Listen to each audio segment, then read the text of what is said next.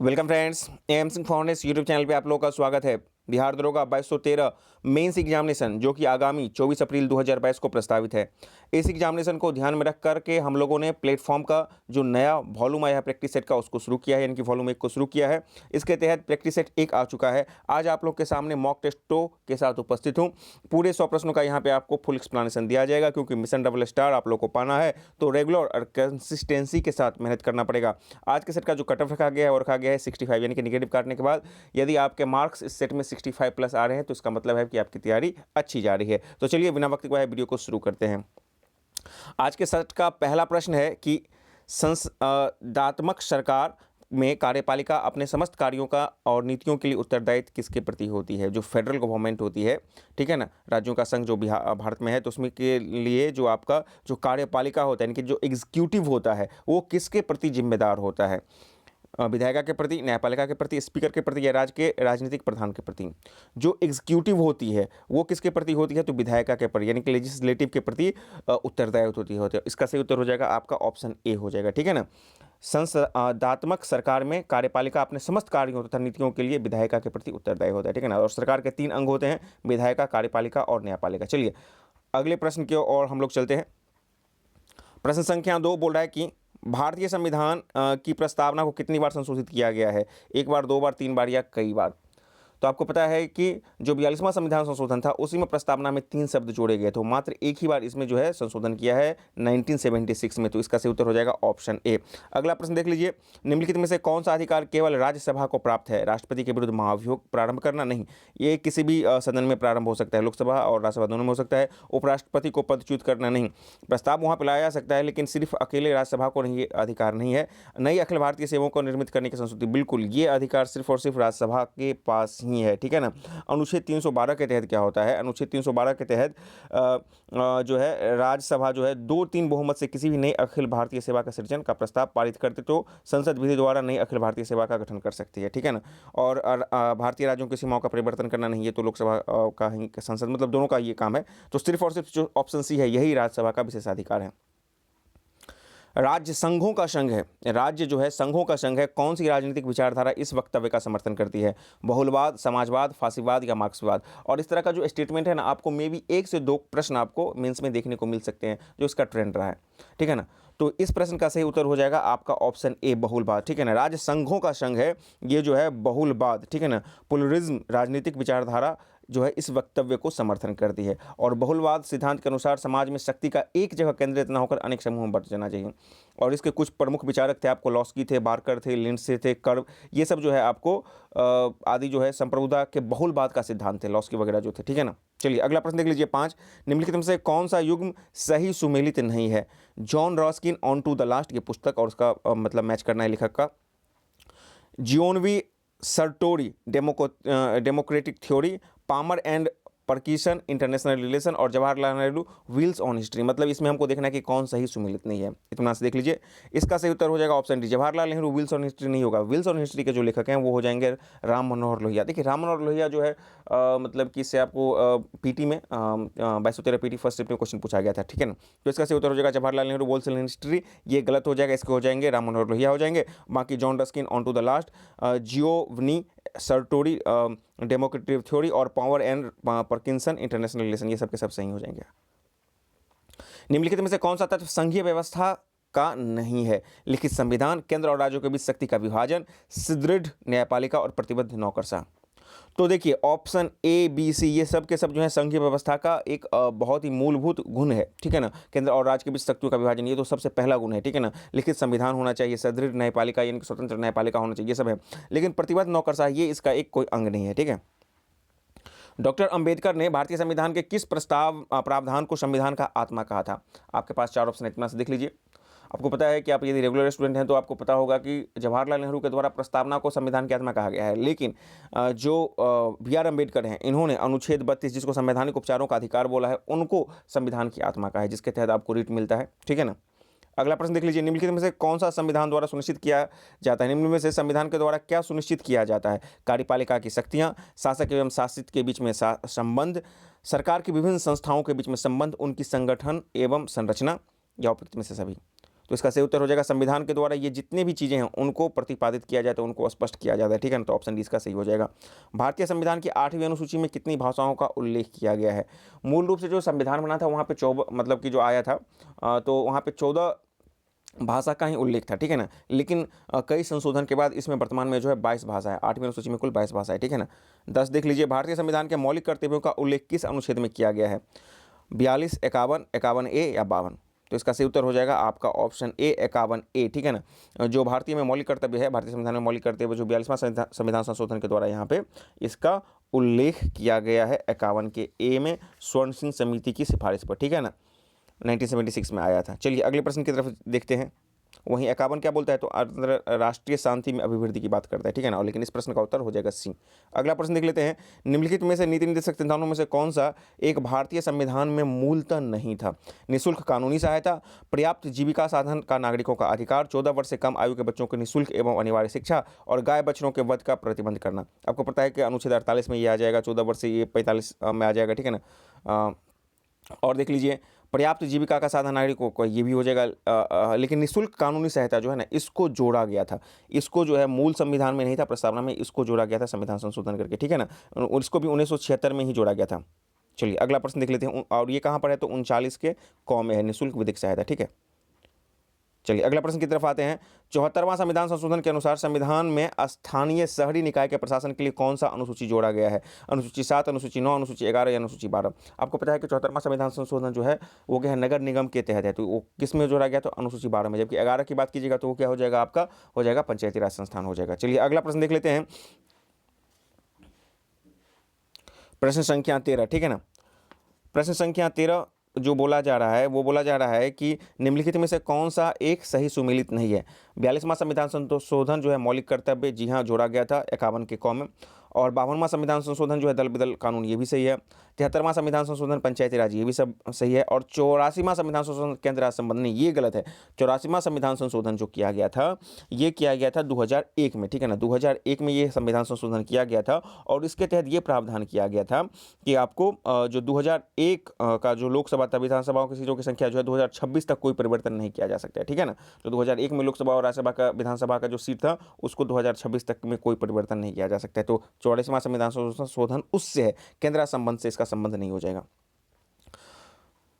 भारतीय संसद का अस्थायी सदन कौन सा है? लोकसभा, राज्यसभा, राज्य का विधानमंडल या उपयुक्त में से कोई नहीं?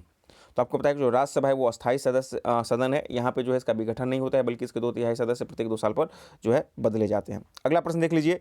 यहाँ पे हम लोग को सुमेलित करना है जो है, और किताब है उसके कुछ लेखक हैं। ऐलान हक बिपिन चंद्र पाल, यहाँ पे हम देखना है कौन सही सुमेलित है, ठीक है ना। अल हिलाल डॉक्टर जाकिर हुसैन, तहजीब उल अखलाक सर सैयद अहमद खान और युगांतर अरविंद घोष। इत्मीनान से इसको देख लीजिए। इसका सही उत्तर हो जाएगा आपका ऑप्शन सी, तहजीब उल अखलाक सर सैयद अहमद खान के द्वारा जो है लिखा गया था, ठीक है ना। एक पत्रिका थी और सर सैयद अहमद खान जो 1875 में Aligarh Mohammedan Anglo oriental college की स्थापना की थी। युगांधर का प्रकाशन आप कीजिएगा तो वरेंद्र कुमार घोष हो जाएंगे और भूपेंद्र नारायण दत्त हो जाएंगे, ठीक है ना।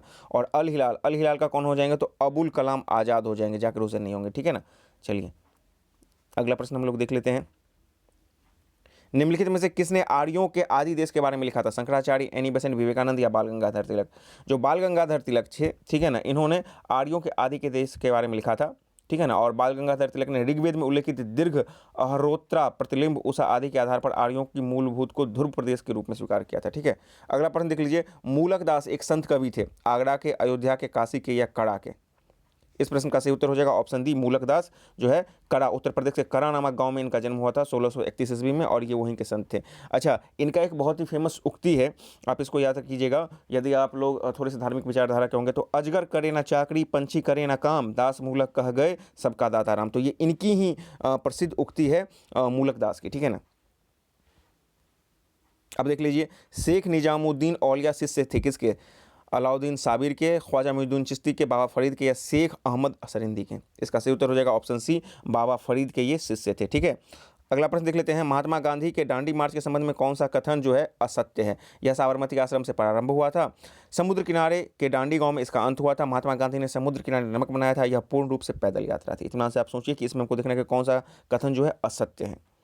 इस प्रश्न का जो सही उत्तर हो जाएगा महात्मा गांधी ने समुद्र किनारे नमक बनाया था, ये कथन असत्य है। महात्मा गांधी द्वारा 12 मार्च 1930 को दांडी यात्रा शुरू की गई थी, ठीक है ना, साबरमती से शुरू की गई थी।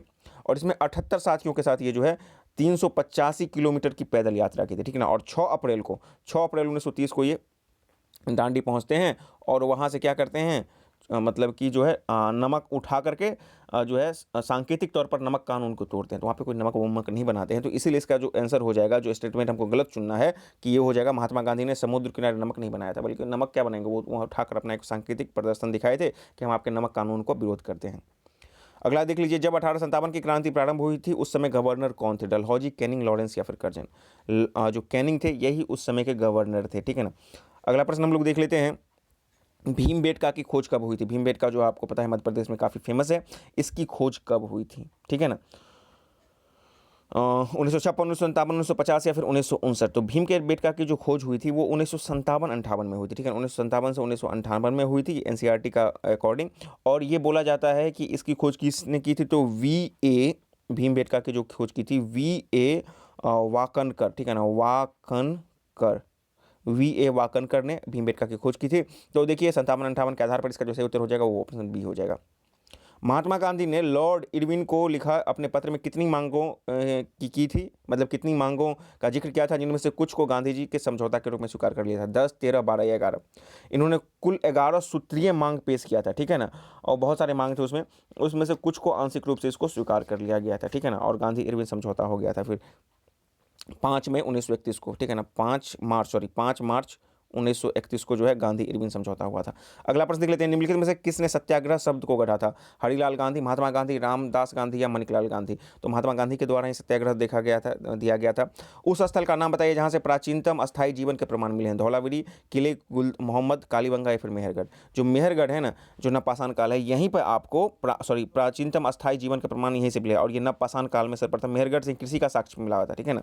तो प्राचीन काल में जीवन का स्रोत यहीं से मिला था और नवपाषाण काल में आपको जो कृषि के भी स्रोत यहीं से मिले। तो इसका सही उत्तर हो जाएगा ऑप्शन डी हो जाएगा। मीमांस दर्शन के अनुसार मोक्ष की प्राप्ति किसके द्वारा संभव है? ज्ञान, भक्ति, योग या कर्म? तो मीमांस दर्शन जो है कर्म पर ही आधारित है, ठीक है ना। तो ऑप्शन डी इसका सही हो जाएगा। चलिए अगला प्रश्न देख लेते हैं, लॉर्ड कॉर्नवालिस का अस्थायी बंदोबस्त कब लागू हुआ था? सन 1787, 1789, 1790 या 1793? ऑप्शन डी हो जाएगा 1793। अगला प्रश्न देख लेते हैं, उस भाषा का नाम बताइए जिसे मध्यकालीन भाषा में शिविर भाषा के रूप में जाना जाता था, ठीक है ना। संस्कृत, पाली, हिंदी, उर्दू? तो आपको इसको ऑप्शन के आधार पे भी आप छाड़ सकते हैं। आपको पता है कि मध्यकालीन भाषा में मुस्लिम का बेस ज़्यादा प्रभाव था, बहुत सारे विदेशी आक्रमणकारी आए थे। तो उस समय उर्दू काफ़ी फेमस था। और उर्दू का जो शाब्दिक अर्थ होता है वो होता है सैन्य शिविर अथवा एक लश्कर। उर्दू का जो शाब्दिक अर्थ होता है सैन्य शिविर अथवा एक लश्कर, ठीक है ना, शिविर। तो यहाँ पे शिविर भाषा की बात की जाए, इसलिए उसका उत्तर डी हो जाएगा। बंगाल में निम्नलिखित फैक्ट्रियों में से एक जो पुर्तगाली द्वारा स्थापित की गई थी वो क्या था? बंडेल, चिंसुरा, हुगली या श्रीरामपुर? इसका सही उत्तर हो जाएगा आपका ऑप्शन सी, हुगली इसका द्वारा स्थापित किया गया था पुर्तगाल के द्वारा। एनी बेसेंट, यहाँ पे हमको देखना है कि कौन सुमेलित क्रम में है। एनी बेसेंट यंग इंडिया नहीं, एनी बेसेंट न्यू इंडिया होती है और महात्मा गांधी यंग इंडिया हो जाएगा, ठीक है ना।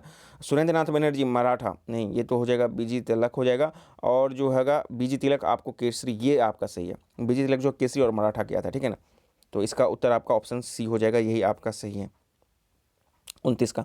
अगला प्रश्न देख लेते हैं कि 1929 में नागपुर में संपन्न all India trade union Congress की अध्यक्षता किसने की थी? जवाहरलाल नेहरू, आचार्य नरेंद्र देव, सुभाष चंद्र बोस या फिर यूसुफ मेहर अली खान? तो इसका सही उत्तर हो जाएगा जवाहरलाल नेहरू। 1929 में नागपुर में जो all India trade union Congress की अध्यक्षता जवाहरलाल नेहरू के द्वारा किया गया था। और 1929 में ही ऑल इंडिया ट्रेड यूनियन का प्रथम विभाजन हुआ था, ठीक है ना। और 1929 में ही जो जिसको हम लोग बोलते हैं अकटक, AITUC, अकटक, इसे भारतीय ट्रेड यूनियन संघ की अध्यक्षता MN जोशी ने की थी, ठीक है ना, 1929 में, ठीक है ना। भारतीय ट्रेड यूनियन संघ की स्थापना 1929 में MN जोशी ने की थी। और इसका स्थापना कब हुआ था अकटक का? तो 1920 में हुआ था, ठीक है, 1920 में हुआ था। लाला लाजपत राय की अध्यक्षता में इसका संपन्न हुआ था, ठीक है ना। चलिए, तो ये सब कुछ महत्वपूर्ण बातें थी। निम्नलिखित में से अकबर के दरबार में मुख्य चित्रकार कौन थे? मीर मुसव्विर, मोहम्मद दोस्त, दसवंत या फिर मीर सैयद अली? इसका सही उत्तर हो जाएगा दसवंत। अगला प्रश्न देख लीजिए, निम्नलिखित में से कौन सही सुमेलित है? 1940 में भारतीय राष्ट्रीय कांग्रेस का लाहौर अधिवेशन, 1931 का राजगुरु की फांसी, 1931 का असहयोग आंदोलन या फिर 1920 का रौलट एक्ट? देखिए इसमें एक ही प्रश्न सही है कि 1931 का राजगुरु का फांसी, 23 मार्च 1931 को उनको फांसी हुई थी। सुखदेव, भगत सिंह, राजगुरु को एक साथ फांसी दिया गया था, ठीक है ना, 23 मार्च 1931 को। अच्छा, इसमें असहयोग आंदोलन की बात कीजिएगा तो 1920 हो जाएगा। रौलट एक्ट की बात कीजिएगा तो 19 हो जाएगा, और भारतीय राष्ट्रीय कांग्रेस का लाहौर अधिवेशन 1930 हो जाएगा, ठीक है, 1931 हो जाएगा, ठीक है।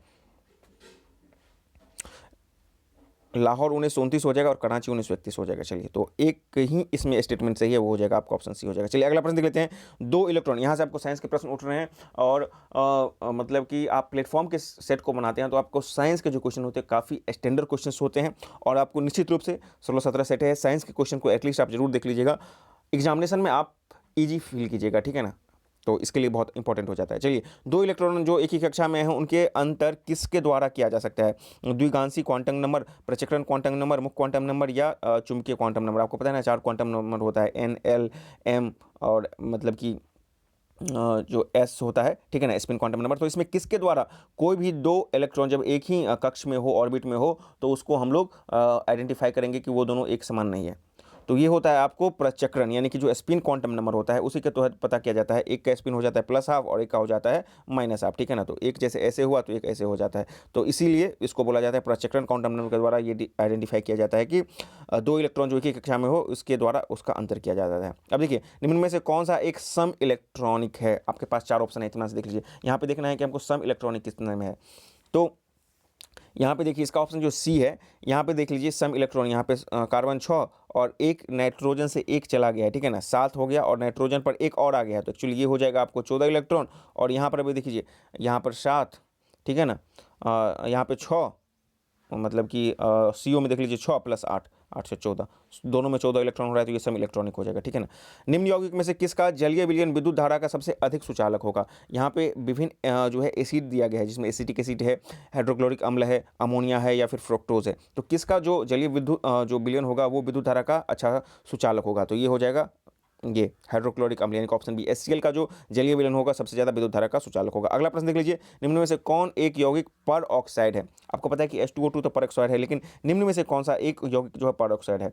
तो देख लीजिए BaO2, जिसको हम लोग बोलते हैं, यहाँ पे इसको पर ऑक्साइड बोलते हैं, ठीक है ना। चलिए, अगला प्रश्न देख लेते हैं, निम्न में से कौन सा एक गैर उपचायक शुगर है? ग्लूकोज, सुक्रोज, माल्टोज, या फिर लैक्टोज? इतना से आप लोग देख लीजिए। इसका सही उत्तर हो जाएगा ऑप्शन बी हो जाएगा, सुक्रोज। देखिए, वह शर्करा जिसमें जो ये जो फंक्शनल ग्रुप है और एल्डिहाइड और कीटोनिक फंक्शनल ग्रुप नहीं है, तो उसको हम लोग क्या बोलेंगे कि गैर अपचायक सुक्रोज बोलेंगे, ठीक है। तो इस आधार पर इसका सही उत्तर हो जाएगा आपका ऑप्शन बी हो जाएगा। चलिए, अगला प्रश्न देख लीजिए, प्राकृतिक रबर क्या है? एकांतर सिस एवं ट्रांस विन्यास के, अनियमित सिस एवं ट्रांस विन्यास के, सभी सिस विन्यास के, सभी ट्रांस विन्यास के।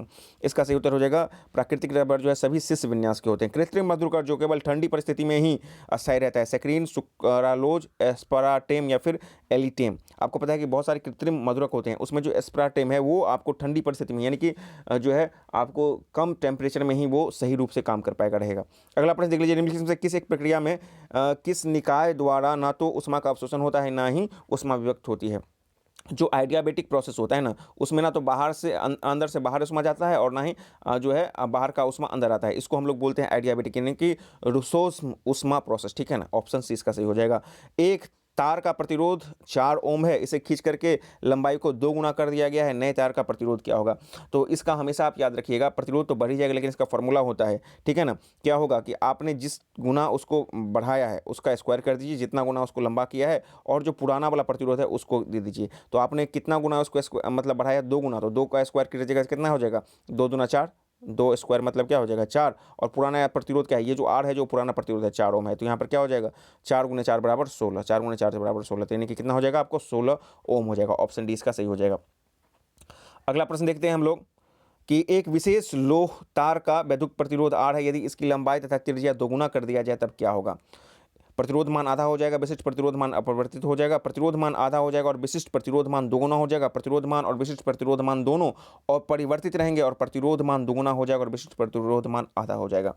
तो इसका जो सही उत्तर हो जाएगा आपका ऑप्शन ए हो जाएगा, प्रतिरोध मान आधा हो जाएगा और बस विशिष्ट प्रतिरोध मान अपरिवर्तित रहेगा, ठीक है ना।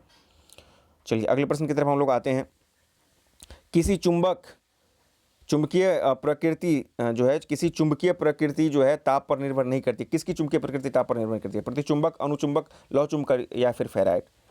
जो आपका प्रतिचुंबक पदार्थ होता है उस पर आपको ताप कोई असर नहीं डालता है, ठीक है ना। बाकी इस दोनों पर आपको ताप का असर रहता है। अगला देख लीजिए, नीचे दिए गए विकल्प में से किसका उपयोग एक संचरित विद्युत चुंबकीय तरंग उत्पन्न करने के लिए किया जाता है? आवेशहीन कण, कोई त्वरित आवेश, नियत वेग के गतिमान कोई आवेश, या फिर स्थिर आवेश। जो त्वरित आवेश होता है ना, उसके द्वारा जो है आपको विद्युत चुंबकीय तरंग उत्पन्न करने के लिए इसका उपयोग किया जाता है। अगला प्रश्न देख लीजिए, पूर्ण आंतरिक परावर्तन में जब संपर्क के माध्यमों के युगल के लिए आपतन कोण कांतिक कोण के बराबर होता है तो अपवर्तन कोण क्या होगा? पूर्ण आंतरिक परावर्तन में जब संपर्क माध्यम के युगल के लिए आपतन कोण कांतिक कोण के बराबर होता है तो अपवर्तन कोण आपको 90 डिग्री हो जाएगा, ठीक है ना। और पूर्ण आंतरिक परावर्तन के दो प्रमुख कारक कौन होते हैं? प्रकाश की किरण सघन से विरल माध्यम में जाए, डेंसर से आपको सघन से आपको विरल माध्यम में जाए, यानी कि ईजियर में जाए, और निश्चित नियत आपतन कोण कांतिक कोण कहते हैं के लिए अपवर्तन कोण का मान 90 डिग्री होना चाहिए, ठीक है ना। अगला प्रश्न देख लीजिए, निम्नलिखित में से कौन पूर्ण आंतरिक परावर्तन के कारण नहीं होता है? प्रकाश की तंतु का कार्य तो होता ही है, किसी तालाब में वास्तविक और आभासी गहराई में अंतर, गर्मी के मौसम में दिन में मृग तृष्णा और हीरे का चमकना, ये सब के सब हो जाएंगे। लेकिन ये जो ना तालाब के वास्तविक आभासी ये हो जाएगा अपवर्तन के कारण, ठीक है ना। आप जैसे कि बाल्टी में पानी देते हैं तो उसका आपको कुछ अलग दिखाई देता है तो वो अपवर्तन हो जाएगा, लेकिन पूर्ण आंतरिक परावर्तन आपको ACD हो जाएगा, ठीक है। परमाणुओं के बोर्स मॉडल के अनुसार क्या होगा? आइंस्टीन ने के प्रकाश वैद्युत समीकरण के आधार बनाया गया था। परमाणु के संतत उत्सर्जी स्पेक्ट्रम की कल्पना की जाती है। सभी प्रकार के परमाणु में एक प्रकार के उत्सर्जी स्पेक्ट्रम की आशा की जाती है और कल्पना की जाती है कि इलेक्ट्रॉन की कोणीय संवेग जो है h/2 पाई का एक सरल गुणांक हो। तो यहाँ पे देखना है कि परमाणु के बोर्स मॉडल के अनुसार क्या होगा। इस प्रश्न का जो सही उत्तर हो जाएगा आपका हो जाएगा 47 का, कि डी हो जाएगा, कि कल्पना की जाती है कि इलेक्ट्रॉन की कोणीय संवेग h/2 पाई होगा, h/2 पाई होगा, ठीक है ना, h/2 पाई होगा, ठीक है। अगला प्रश्न देख लीजिए, एंटीकोडॉन्स किस में पाया जाता है? एंटीकोडॉन्स जो किस में पाया जाता है? mRNA में, tRNA में, RNA में, या फिर इनमें से कोई नहीं। तो एंटीकोडॉन्स जो है tRNA में पाया जाता है, ठीक है ना। एंटीकोडॉन्स 3 न्यूक्लियोटाइड का एक क्रम है जो कि tRNA, ये जो tRNA जो होता है इसमें जो है मौजूद रहता है, जिसका कार्य न्यूक्लियोटाइड में mRNA में मौजूद रहता है, उनकी पहचान कर एमिनो एसिड का निर्माण कर प्रोटीन संश्लेषण में भागीदारी होता है, ठीक है ना। तो साइंस के कुछ डिफरेंट क्वेश्चंस थे आपको। अगला प्रश्न देख लीजिए, ओपेरॉन मॉडल प्रस्तावित किया था वॉटसन क्रिक ने, निरेनबर्ग ने, जैकब तथा मोनार्ड ने, इनमें से कोई नहीं। जो ओपेरॉन मॉडल है इसको प्रस्तावित किया गया था आपका ऑप्शन सी हो जाएगा इसका, ठीक है ना।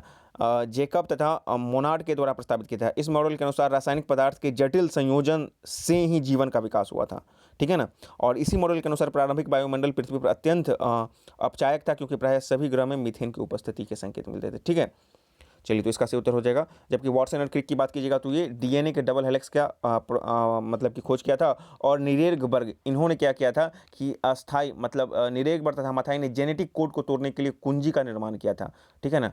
चलिए, तो जेनेटिक मार्शल निरेनबर्ग को क्या बोलते हैं? Forgotten father of genetic code, ठीक है। चलिए, अगला प्रश्न देख लेते हैं, इसमें से कौन कैंसर के उपचार में प्रयोग आता है? Tetracycline, TSH, thyroid stimulated hormone, या फिर इंसुलिन, या फिर ह्यूमन ग्रोथ हार्मोन। इसका सही उत्तर हो जाएगा आपका ऑप्शन डी हो जाएगा, जिसको हम लोग बोलते हैं HGH, यानी कि ह्यूमन ग्रोथ हार्मोन थेरेपी का प्रयोग किया जाता है कैंसर के ट्रीटमेंट के लिए, ठीक है। अगला प्रश्न देख लेते हैं, समूह में अच्छा TSH हार्मोन पीयूष ग्रंथि से प्रभावित होता है, मतलब कि स्रावित होता है, तो इस चीज़ को भी आप लोग याद रखिएगा। समूह के एंटीबॉडी के एलर्जी क्रिया प्रारंभ होती है IgE में, IgE में, IgM में, या फिर IgA में।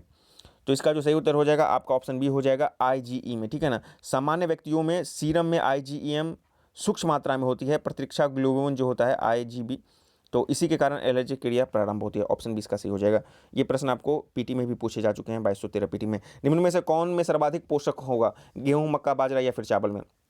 जो बाजरा है इसमें आपको सबसे ज़्यादा पोषक तत्व होगा, ऊर्जा प्रदान करेगा, ठीक है ना, या कोलेस्ट्रॉल लेवल को नियंत्रित करेगा, पाचन क्रिया को दुरुस्त करेगा, या डायबिटीज़ से बचाव करता है, तो इसमें ज़्यादा पोषक तत्व होगा बाजरा में। PCR तकनीक का उपयोग किसके पता करने के लिए किया जाता है? HIV, कैंसर, TB, या फिर कोलेरा? तो पहले PCR का तो फुल फॉर्म आप समझ लीजिए। PCR का होता है पॉलीमराइज्ड चेन रिएक्शन, ठीक है ना, पॉलीमराइज्ड चेन रिएक्शन PCR, ठीक है ना। और इसका उपयोग कहाँ पर किया जाता है? तो HIV का पता करने के लिए किया जाता है, ठीक है ना। ऑप्शन ए इसका सही हो जाएगा। 54, किस पारिस्थितिक तंत्र में एक पारिस्थितिकी तंत्र के जैविक कारक कौन कौन से हैं? पारिस्थितिक तंत्र में जैव अजैव दोनों घटक होते हैं, तो जैविक कारक कौन कौन से हो जाएंगे? तो उत्पादक, उपभोक्ता, अपघटक, ये सब के सब क्या हो जाएंगे? पारिस्थितिक तंत्र के जैविक कारक हो जाएंगे, ठीक है। दीर्घकाल आवृत्ति सारणी के किस आवर्त तथा समूह में इलेक्ट्रॉन की संख्या सबसे अधिक होगी? 5वां आवर्त और दूसरा समूह, 6वां आवर्त और तीसरा समूह, 6वां आवर्त और दूसरा समूह, या पहला आवर्त और दूसरा समूह। इस प्रश्न का सही उत्तर हो जाएगा आपका ऑप्शन बी हो जाएगा कि आपका दीर्घ आवर्त सारणी में 6वां आवर्त और तीसरे समूह में इलेक्ट्रॉनों की संख्या सर्वाधिक होती है, विकल्प के अनुसार, ठीक है ना। जितना आवर्त होगा उतनी ही कक्षाएं होती हैं, जिससे आवर्त की संख्या उतनी अधिक हो जाएंगी। आवर्त सारणी में 7 आवर्त और 18 वर्ग होता है। चलो, प्रथम आवर्त में 2 तत्व और छठे आवर्त में 32 तत्व हैं। पारिस्थितिकी पिरामिड सर्वप्रथम किसने प्रस्तावित किया था? पारिस्थितिकी पिरामिड किसके द्वारा प्रस्तावित किया था? चार्ल्स एल्टन के द्वारा, आर हिच के द्वारा, आर ए लैंडमैन के द्वारा और जे बी लिविंग के द्वारा। पारिस्थितिकी पिरामिड, ठीक है, तो ये प्रस्तावित किया गया था चार्ल्स एल्टन के द्वारा, ठीक है ना। चलिए अगला प्रश्न देख लेते हैं। वाणिज्य प्रपत्र भारत में सर्वप्रथम कब प्रारंभ किया गया था?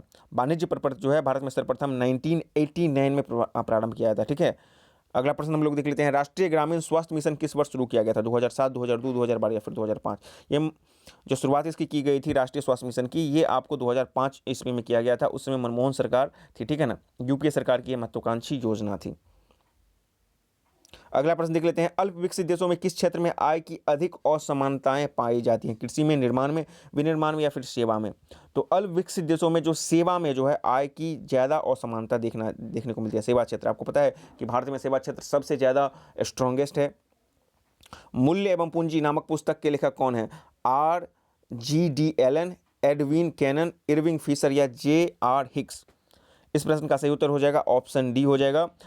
जो है आपको मूल्य एवं पूंजी नामक पुस्तक के लेखक जो हैं JR हिक्स हैं, ठीक है ना। JR हिक्स एक प्रसिद्ध ब्रिटिश अर्थशास्त्री थे। मूल्य एवं पूंजी नामक पुस्तक में माइक्रो इकोनॉमिक थ्योरी की विशेष फोकस किया गया है। चलिए अगला प्रश्न है। मिश्रित अर्थव्यवस्था से क्या तात्पर्य है? ग्रामीण और शहरी अर्थव्यवस्था का मिश्रण, आधुनिक और परंपरागत अर्थव्यवस्था का मिश्रण, निजी और सार्वजनिक क्षेत्र का सह अस्तित्व या सरकारी नियंत्रण? जहां पे निजी और सार्वजनिक दोनों का सह अस्तित्व होता है वहां पर मिश्रित अर्थव्यवस्था कहते हैं। जैसे भारत में मिश्रित अर्थव्यवस्था है, अमेरिका में पूंजीवादी अर्थव्यवस्था है, और चीन में भी पहले आपको क्या था, समाजवादी अर्थव्यवस्था था। अब वहां पर भी धीरे धीरे जो है एक क्षेत्र होता है, वहां पर भी आपको सरकार का वहां पर नियंत्रण होता है, ठीक है ना। 62 के लिए कर्क रेखा भारत में निम्नलिखित प्रांतों से होकर नहीं गुजरती है। तो आपको मित्र परगमचाचार आपको पता है, उस फॉर्मूला को अपनाइएगा तो ये उत्तर प्रदेश से होकर के कर्क रेखा नहीं गुजरती है। अगला देख लीजिए। हिमालय में ब्रह्मपुत्र नदी उदाहरण है? पूर्ववर्ती अपवाह का, अनुवर्ती अपवाह का, परावर्ती अपवाह का या अध्यारोपित अपवाह का? जो हिमालय में ब्रह्मपुत्र जो उदाहरण है वो है आपको पूर्ववर्ती अपवाह का, ठीक है ना। ये जो आप याद रखिएगा, यानी कि हिमालय से पूर्व ही इनका मतलब कि अस्तित्व था ब्रह्मपुत्र का। सिंधु, सतलज, ब्रह्मपुत्र नदियाँ ये सब पूर्ववर्ती नदियाँ का उदाहरण है, और जो हिमालय नदियाँ हैं वो हो जाएंगी हिमालय नदियाँ, ठीक है ना। चलिए अगला प्रश्न देख लेते हैं। कहवा के कुल उत्पादन में विश्व का 60% से अधिक उत्पादन भाग किसका है? लैटिन अमेरिका का, अफ्रीका का, एशिया का, उत्तरी अमेरिका का? जो लैटिन अमेरिका है, ब्राज़ील वगैरह ये सब, तो उसी का इस पर ज़्यादा अधिकार है। 2011 की जनगणना के अनुसार निम्नलिखित महानगरों में से सबसे अधिक जनसंख्या दर्ज की गई थी? चेन्नई, बम्बई, दिल्ली या कलकत्ता में? तो 2011 का सेंसस है, उसके अकॉर्डिंग बम्बई में सबसे ज़्यादा जनसंख्या थी। पृथ्वी का सर्वाधिक आयतन और द्रव्यमान कहाँ पर पाया जाता है? भू प्रॉपर्टी में, मेंटल में, बाह्य कोड में या फिर आंतरिक कोड में? ये आप सतमा का बहुत ही बेसिक कंसेप्ट है। सतमा क्लास में आप BTBC का सवाल पूछिएगा तो पढ़िएगा, ठीक है ना। तो यह मेंटल में सर्वाधिक द्रव्यमान पाया जाता है। किस प्रकार के फसलें मिट्टी की उत्पादकता बढ़ाती हैं? धान्य फसलें, बागान फसलें, दालें या फिर लताएं? आपको पता है कि जो दलहन फसलें हैं उसको बीच बीच में रोपा जाता है ताकि उससे जो मिट्टी की उर्वरता है वो आपको बढ़ती रहे। निम्नलिखित में से कौन सा दर्रा सिक्किम में स्थित है? लाचला, चांगला, नाथुला या फिर जोजिला? इसका सही उत्तर हो जाएगा ऑप्शन सी, नाथुला, ठीक है ना। ये जो है आपको सिक्किम में स्थित है, ठीक है ना। चांगला दर्रा जो है लद्दाख में, चांगला जो है ये लद्दाख में हो जाएगा, ठीक है ना। और जोजिला आपको पता है कहाँ पर है? तो श्रीनगर में हो जाएगा, जम्मू कश्मीर में हो जाएगा, ठीक है। चलिए अगला प्रश्न हम लोग देख लेते हैं।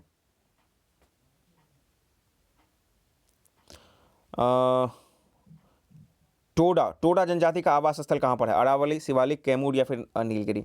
नीलगिरी श्रेणी में टोडा जनजाति रहती है। 70 देख लीजिए। भारत में कौन से राज्य में कोयला का सर्वाधिक भंडार है? पश्चिम बंगाल, झारखंड, ओडिशा या छत्तीसगढ़? देखिए भंडार की बात कीजिएगा तो झारखंड में सबसे ज़्यादा भंडार है। वहीं अब उत्पादन की बात कीजिएगा तो जो छत्तीसगढ़ है कोयला उत्पादन में है, जो अब वर्तमान में जो है झारखंड को पछाड़ दिया है।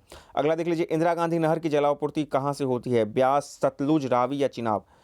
जो ब्यास, सतलज और आपको मतलब कि इसका जो है ब्यास, सतलज और रावी नदी, इस तीनों से जो है इसको जल आपूर्ति होती है, ठीक है ना। इसको हम लोग राजस्थान नहर के नाम से भी जानते हैं, और मुख्य रूप से हम जानते हैं कि सतलज नदी से मिलता है, लेकिन ब्यास और रावी से भी इसको जल का मिलता है, ठीक है ना। तो 71 का से उत्तर हो जाएगा ऑप्शन सी हो जाएगा, ठीक है। और ये 2 नवंबर 1984 को इसका निर्माण हुआ था, 2 नवंबर 1984 को इसका निर्माण हुआ था। अगला प्रश्न देख लीजिए, निम्नलिखित में से कौन सही सुमेलित नहीं है? कहलगांव बिहार में, ओराचाह उत्तर प्रदेश में, कोरबा मध्य प्रदेश में और रामगुंडम तेलंगाना में। ये बिल्कुल सही है, ये भी सही है, ये भी सही है, लेकिन कोरबा मध्य प्रदेश नहीं होगा, ये छत्तीसगढ़ हो जाएगा, ठीक है। तो यानी कि इसमें हम लोग को गलत मिलान चूज करना है, तो ऑप्शन सी। चलिए यहाँ पे हम लोग देखिए कि हमको मिलान करना है घाटी नगर क्या होगा? दून, देहरादून, यानी कि घाटी नगर देहरादून हो जाएगा, ठीक है ना। 1 का 4 हो जाएगा, तो उस आधार पे हमारा ये भी बन रहा है। अब देखिए संगम नगरी क्या हो जाएगा? तो टिहरी जो बांध है संगम गांव के आसपास कहीं पर है। और गेट नगरी क्या हो जाएगा? तो ऋषिकेश हो जाएगा। और जो है कट नगर जो हो जाएगा ये हो जाएगा आपका मसूरी हो जाएगा, ठीक है ना। तो इस आधार पर जो 73 का जो सही उत्तर हो जाएगा ऑप्शन सी हो जाएगा। अगला प्रश्न देख लेते हैं हम लोग, छत्तीसगढ़ का अधिकांश भाग की विशेषता क्या है? काली मिट्टी, पीट मिट्टी, लेटराइट मिट्टी या फिर लाल मिट्टी? छत्तीसगढ़ का अधिकांश हिस्सा जो है आपको लाल मिट्टी वहाँ पे पाया जाता है, ठीक है ना, जिसको हम मटासी भी कहते हैं। विश्व में चांदी का सबसे बड़ा उत्पादक कौन है? कनाडा, मेक्सिको, संयुक्त राज्य अमेरिका या फिर ऑस्ट्रेलिया? जो आपका मेक्सिको है, ठीक है ना, यानी कि ऑप्शन बी 75 का, ये सर्वाधिक जो है विश्व में चांदी का उत्पादक देश है। अब यहाँ पे हम लोग देख लेते हैं, निम्नलिखित स्थल रूप में से अपर्दन कारकों का शुद्ध युग्म चुनिए। महाखंड, गौर्ज, हिमानी, नहीं, महाखंड जो है नदी के द्वारा बनती है। निलंबी घाटी, ये भी आपका जो है किसके द्वारा बनती है? तो क्रास्ट निलंबा घाटी जो है क्रास्ट का उदाहरण है, ठीक है ना। जुगेन पवन, बिल्कुल ये सही है आपका। और सिप्रिका जो है, सिप्रिका कहाँ पर बनती है? तो सिप्रिका भी ये नदी के द्वारा बनती है, ठीक है ना। तो ये सब के सब जो है 76 के सही उत्तर हो जाएंगे। जुगेन जो है पवन का स्थलाकृति, ये बिल्कुल सही है। वांग यापिंग अंतरिक्ष में चलने वाले किस देश की पहली अंतरिक्ष यात्री बनी है? फ्रांस, चीन, जापान या यूएसए? ये बनी है चीन की। देखिए जो ई असाइनमेंट्स में 14-15 जो करंट के क्वेश्चन पूछे गए थे, तो इस आधार पर इस सेट को तैयार किया गया कि 2-3 करंट के क्वेश्चन आपको यहाँ पे चलते फिरते दे दिए गए। यहाँ पे कौन सा देश 2022 के संयुक्त राष्ट्र जलवायु परिवर्तन जो है सम्मेलन COP 27 का मेजबानी करेगा? 26 का ग्लासगो ने किया था, और अगला जो है मिस्र करेगा। ऑप्शन डी इसका सही हो जाएगा। बृहस्पति ट्रोजन क्षुद्र ग्रह का पटान लगाने के लिए नासा द्वारा किस मिशन को लॉन्च करने की घोषणा की गई? मिशन लूसी, मिशन जूपी, मिशन एक्सकोर्स या मिशन एस्ट्रॉयड? तो मिशन लूसी को लॉन्च किया गया है। कर्नाटक के 7 जिलों वाले बम्बई कर्नाटक क्षेत्र का नाम क्या रखा गया है? ये हाल ही में फेमस था क्वेश्चन, ठीक है ना। कोंकणी कर्नाटक, कित्तूर कर्नाटक, कुडुल कर्नाटक या उडुपी कर्नाटक? तो इसका जो सही उत्तर हो जाएगा वो हो जाएगा आपको कित्तूर कर्नाटक, ठीक है। अब आइए यहाँ से मैथ रीजनिंग के प्रश्न हो रहे हैं। देखिए यहाँ पे बोल रहा जा रहा है कि एक विद्यालय में जो है 200 विद्यार्थी हैं, जिसमें से 2/5 भाग लड़के का है। विद्यालय में लड़कियों की संख्या कितनी है? 2/5 है, तो यानी कि कितना 2/5 भाग लड़का है, तो लड़की कितना हो जाएगा? 5 - 2 यानी कि 3/5। तो 200 का 3/5 आप निकाल लीजिए, क्या हो जाएगा? 5 के 20, 40, 40 तिया 12 यानी कि 120, यानी कि यहाँ पे क्या हो जाएगा? ऑप्शन ए इसका सही उत्तर हो जाएगा। यदि एक दुकानदार फल खरीदते और बेचते समय तौल की गड़बड़ी में 15% तक का धोखाधड़ी करता है, तो उसका कुल लाभ % क्या होगा? ये सब प्रश्न भी अच्छे प्रश्न है। देखिए यहाँ पे इसका क्या हो जाएगा कि वो तो पहले 15 का मतलब कि तौलने में, खरीदने में और 15 का बेचने में लाभ कमाता है। अब जो उसका जो कुछ और लाभ % बन जाएगा, वो 15 × 15 यानी कि जितना का वो करता है, और बट्टा क्या हो जाएगा? 100। इस पूरे प्रोसेस को हम लोग करेंगे तो 32.25 इसका सही उत्तर हो जाएगा, ठीक है। क्योंकि 15 तो डायरेक्ट यहीं पे इसका लाभ हो रहा है ना, लेकिन जो तौलने और अथी के बाद जो उसका जो कुछ लाभ % बढ़ेगा, वो 15 × 15 बट्टा 100 हो जाएगा, जितना का उन्होंने बेईमानी किया है। अब देख लीजिए ए का यहाँ पे हम लोग को मान ज्ञात करना है, बहुत सिंपल है। इसको क्रॉस मल्टीप्लिकेशन करके हम लोग को मान निकालना है। अंत में इसको हम लोग सॉल्व करेंगे तो इसका सही उत्तर हो जाएगा आपको ऑप्शन सी आ जाएगा। क्रॉस मल्टीप्लाई कर लेना है यहाँ पे, ठीक है।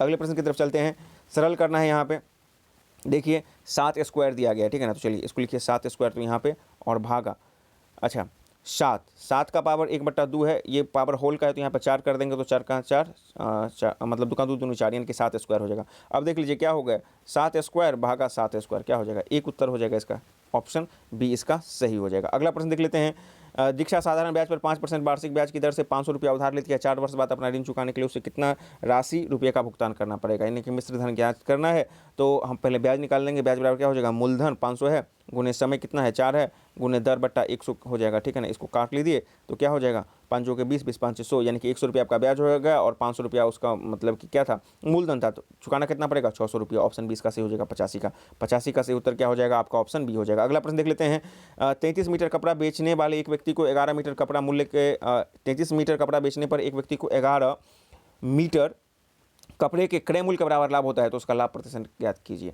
लाभ कितना हो रहा है? 11 के आसपास हो रहा है, 33 गुना ठीक है ना। इसका जो लाभ हो जाएगा ये 86 का, वो हो जाएगा आपको 11/33 गुने 100 कर देंगे तो 33.33% हो जाएगा। चलिए अगला देख लेते हैं।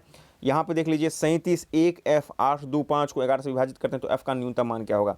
अब इसको आप ऑप्शन से ही इस तरह के सवाल को नहींगा मान रख के देखिएगा किसमें क्या होता है। तो जब हम 8 यहाँ पे देखते हैं F के बराबर 8 देते हैं तो ये पूरा पूरा कट जाएगा, तो F का वैल्यू हो जाएगा वो 8 आ जाएगा।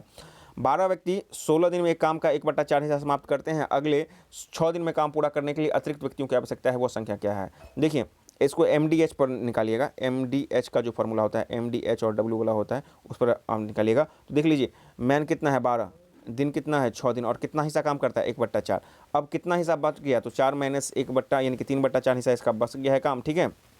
अब देख लीजिए उसको मैन की कितनी आवश्यकता है, 12 आदमी तो यहाँ पर है ही, ठीक है ना।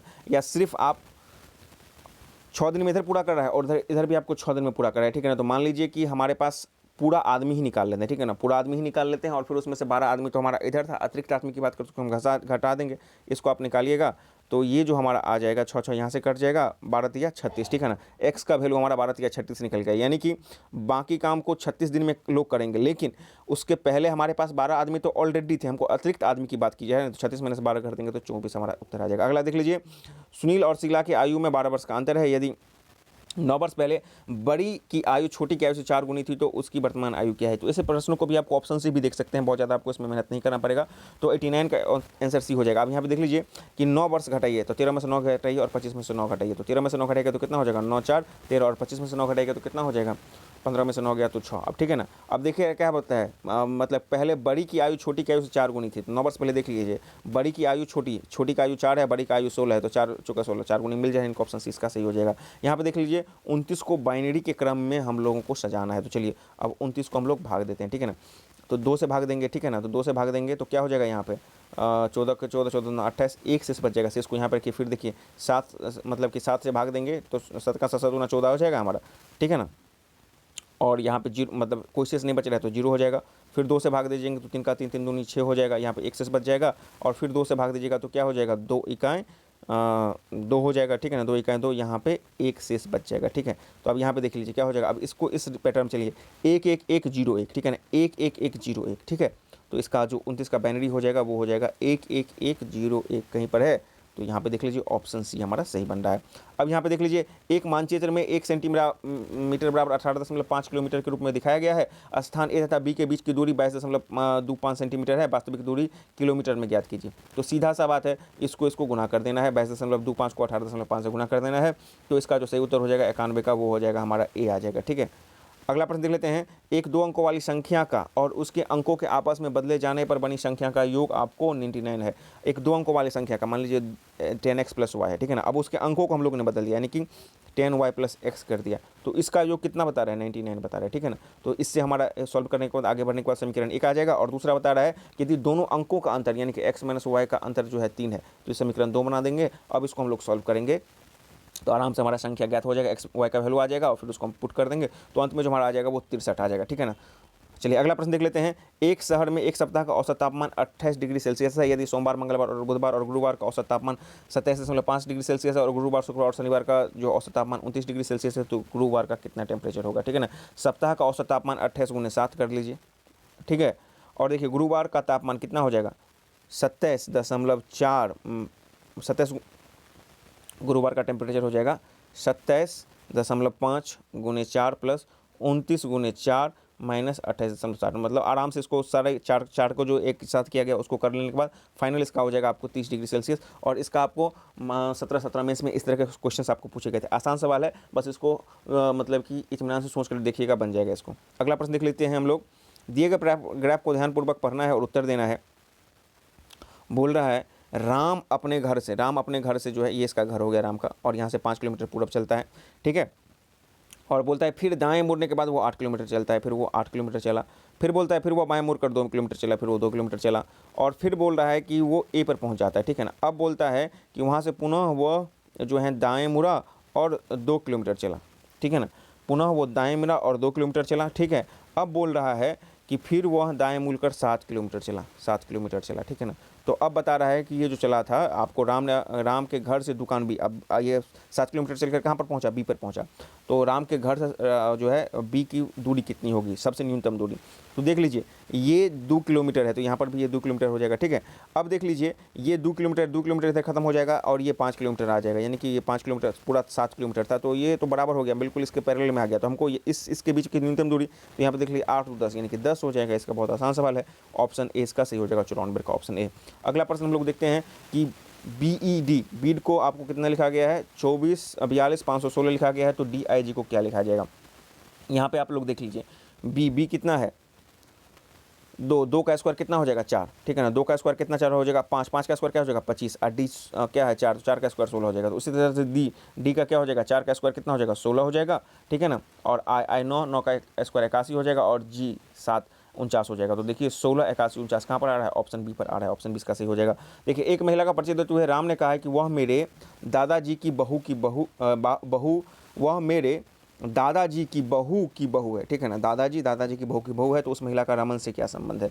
तो देखिए आइदर उसकी पत्नी होती और पत्नी नहीं है, तो इसका मतलब भाई की पत्नी हो जाएगा, ऑप्शन 20 का सही हो जाएगा। 15 दिसंबर 2002 को शुक्रवार था, तो 15 दिसंबर 2021 को कौन होगा, 2001 को कौन सा दिन होगा। देख लीजिए एक साल नॉर्मली बढ़ता है तो आपको एक दिन बढ़ जाता है, लेकिन बीच में यदि लीप ईयर पकड़ा था तब 2 दिन बढ़ता। तो चूंकि यहाँ पे लीप ईयर तो कंप्लीट करके है, यानी कि फरवरी होता 2000 ईस्वी का फरवरी मौसम होता, तब वहाँ पे आपको लीप ईयर के अनुसार बढ़ता, उसको तो ऑलरेडी क्रॉस कर गया है, तो मात्र एक दिन बढ़ जाएगा, ठीक है ना। तो चूंकि यहाँ पे शुक्रवार था, तो यहाँ पे क्या हो जाएगा शनिवार हो जाएगा। अगला प्रश्न देख लेते हैं। यहाँ पे हमको चूज करना है कि निम्नलिखित श्रृंखला में से ऐसे युग्म JKL का चुनाव करना है जिनके बाद अक्षर N आता है, ठीक है ना। तो इसको हम लोग को देखना है। तो 98 का हम लोग देखेंगे, तो एक भी बार आपको N नहीं आएगा, 0 हो जाएगा, ठीक है ना। JKL इस प्रकार कितनी आता है जिसके बाद अक्षर N आता है, एक बार भी ऐसा नहीं होगा, ठीक है ना। JKL N एक बार भर नहीं आएगा, JKL M ही आ रहा है, ठीक है ना। JKL के बाद S आ रहा है, और उसके बाद देख लीजिए और है ही नहीं, JKL है, एक बार भी नहीं होगा, ठीक है ना। अगला प्रश्न देख लेते हैं। नीचे दिए गए शब्दों में अंग्रेजी शब्दकोश के अनुसार क्रम में व्यवस्थित करना है, तो सबसे बाद का अंत कौन आएगा। तो देख लीजिए KEP ये सब तो आ ही जाएगा, अंत में हमको चूज करना है, ठीक है ना। तो KI उसके बाद आ जाएगा KN, सबसे अंत में KN ही आ जाएगा। चलिए अगला प्रश्न देख लेते हैं। हमको यहाँ पे जो है यहाँ पे हमको दर्पण मिरर इमेज करना है, तो मिरर इमेज में इसमें कौन सा हो जाएगा। तो 100 का जब मिरर इमेज खींचेगा तो इसका उत्तर आपको हो जाएगा B हो जाएगा, ठीक है ना। परसेंटेज यहाँ पे आएगा, ठीक है, 100 का सही उत्तर आपको B हो जाएगा। चलिए इस प्रकार आज आपने 100 प्रश्नों का एक और बेहतरीन सेट देखा। यदि आपको किसी प्रश्न के उत्तर पे डाउट है तो कमेंट बॉक्स में लिखें, आपने कितना स्कोर किया वो भी ज़रूर बताएं कि इस सेट में आपका कितना स्कोर था। हमने 65 को कट ऑफ सेट किया था, यदि क्या आपने इसको 65 को क्रॉस किया है। यदि 65 को क्रॉस कर रहे हैं, 70 जा रहे हैं, 75 जा रहे हैं, इसका मतलब आपकी तैयारी बहुत ही अच्छी जा रही है, ठीक है ना। चैनल पर नहीं तो चैनल को सब्सक्राइब करें और इसे अपने दोस्तों में भी शेयर करें इस तरह के और बेहतरीन सेट्स पाने के लिए।